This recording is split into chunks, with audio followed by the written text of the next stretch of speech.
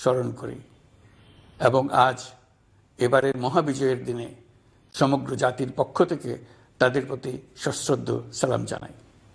নাগরিক অধিকার ও মর্যাদা নিশ্চিতের জন্য, গণতন্ত্রের জন্য একটি বৈষম্যহীন দেশ গড়ার তাগিদে ছাত্র জনতা স্বৈরাচারীর রক্তচক্ষুকে উপেক্ষা করে রক্ত দিয়ে 4 মাস আগে নতুন বাংলাদেশ গড়ার জন্য যে ঐক্য গড়ে তুলেছিল, সে ঐক্য এখনো পাথরের মতো মজবুত আছে।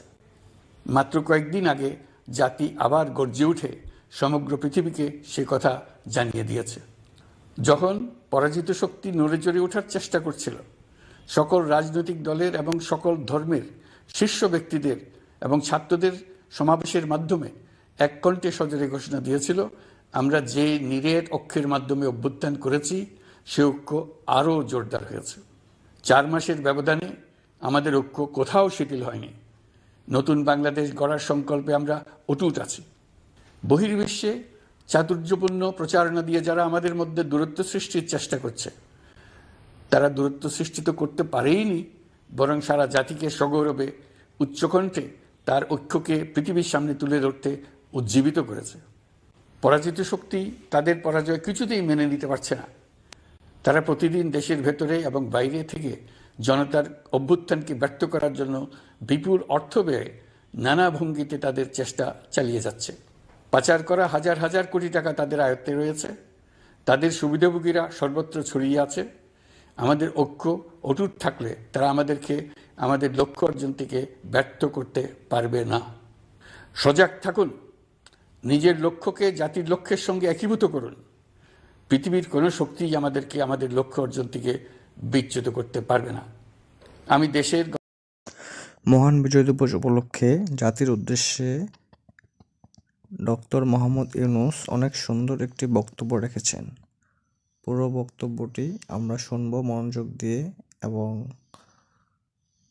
তিনি সবার উন্নয়নের জন্য, সবার মঙ্গলের জন্য অনেক সুন্দরভাবে অনেক সময় ধরে আজকে মহান বিজয় দিবস উপলক্ষে ভাষণ দিয়েছেন। তো সবাই আমরা মনোযোগ দিয়ে ফুল ভাষণটি শুনব এবং ভিডিওটি শেয়ার করে অন্যদেরকে দেখার সুযোগ করে দেব। যারা আমার চ্যানেলটি এখনও সাবস্ক্রাইব করেন নাই তারা সাবস্ক্রাইব করবেন, আর যারা করেছেন তাদেরকে অনেক অনেক থ্যাঙ্কস। তো আমার চ্যানেলে অনেক সুন্দর সুন্দর ভিডিও রয়েছে, ভিডিওগুলো দেখবেন এবং ভিডিওগুলো শেয়ার করবেন। আমার চ্যানেলে অনেক ভালো ভিডিও দেওয়া রয়েছে।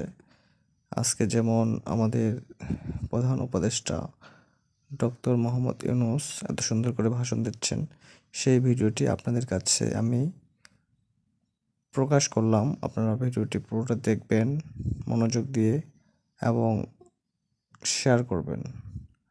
সবাইকে ধন্যবাদ জানিয়ে আমি মোহাম্মদ ফজলে রাব্বি আপনাদের মাঝে থেকে বিদায় নিচ্ছি।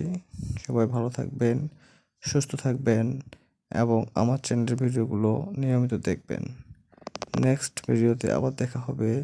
সেই পর্যন্ত সবাই ভালো থাকবেন, আর অবশ্যই এই ভিডিওটি শুরু থেকে শেষ পর্যন্ত দেখবেন, না টেনে পুরো কথাগুলো শুনুন, অনেক ভালো লাগবে। সবাইকে মেনি মেনি থ্যাঙ্কস আমার ভিডিওটি প্লে করার জন্য। আল্লাহ হাফেজ। ভিডিওটি দেখুন।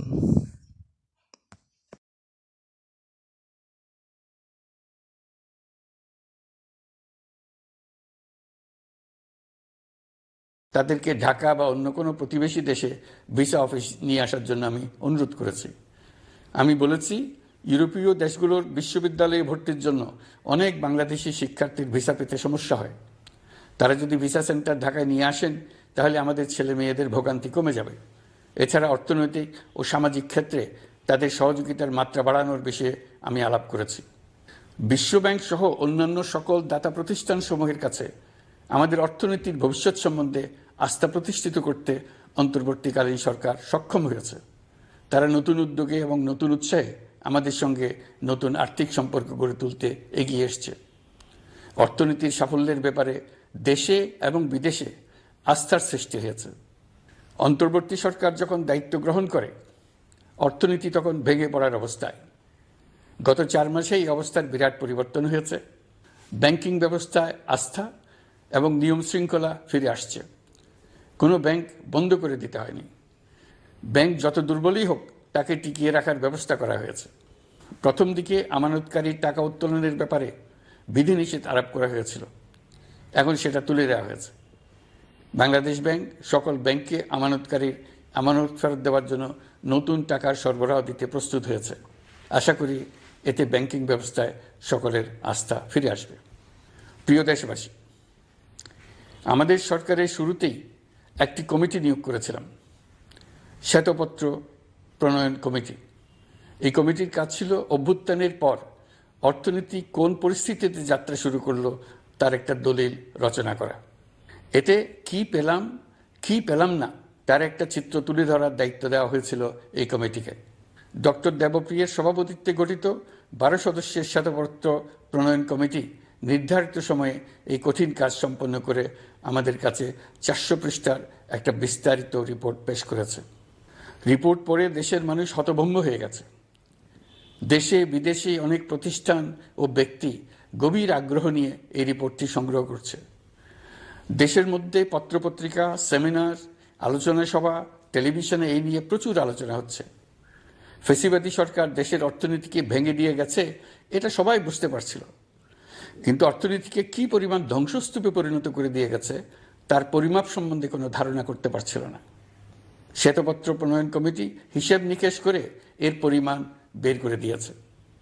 এই রিপোর্ট পড়ে সকলে অবিশ্বাস্য চোখে একে অপরের দিকে তাকাচ্ছে, কারো মুখে কথা বেরোচ্ছে না।